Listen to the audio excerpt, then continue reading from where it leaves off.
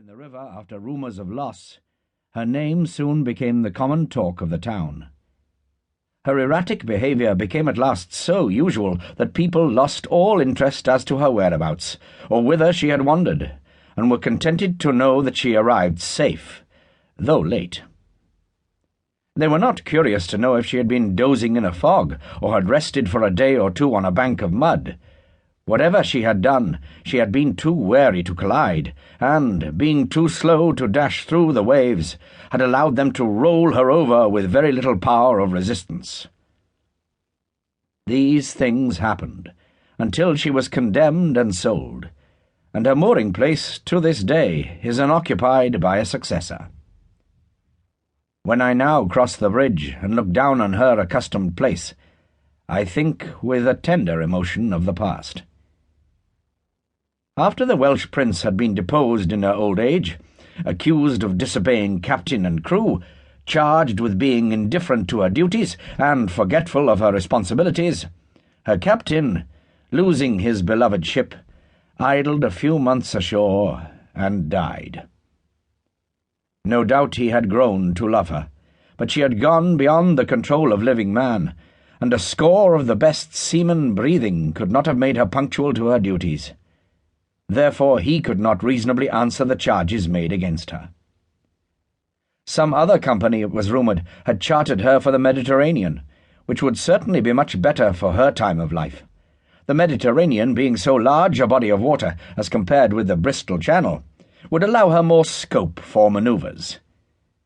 But all this was idle talk, probably a profane sneer at her old age, for it was told me by an eyewitness that she was run ashore in an isolated pool at the mouth of the river, stripped unceremoniously of her iron and her woodwork burned. It is only a few years ago since the river was hers, but her name is seldom mentioned at the present day.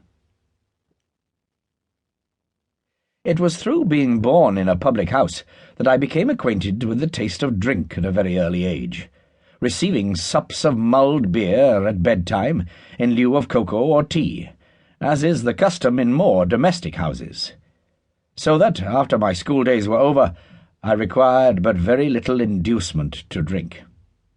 At last the old people, being tired of business and having a little property, retired into private life.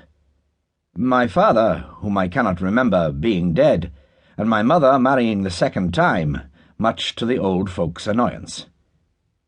Their own children having all died, they kindly offered to adopt us 3 children, the only grandchildren they had, and mother, knowing that such would be to our future benefit, at once agreed.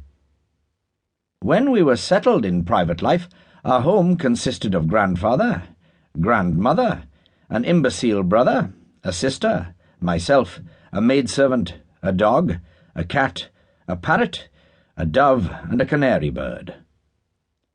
I remember those happy days, and often wish I could speak into the ears of the dead the gratitude which was due to them in life, and so ill returned. My school days began, but I played truant day after day, and the maidservant had to lead me as a prisoner to school. Although small of figure, I was a good athlete, and so often fighting that some of my relatives thought that prize fighting was of a certainty to be my future vocation. Mother's fathers and brothers all took great interest in pugilism, and they knew the game well from much practice of their own. They were never so much delighted as when I visited them with a black eye or bloody nose, at which time they would be at the trouble to give cunning points as to how to meet an opponent according to his weight and height.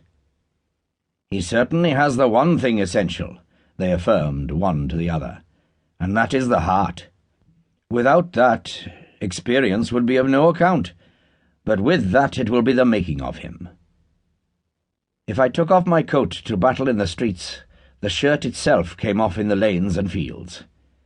When attending school, I would accompany a dozen or more boys, following the leader.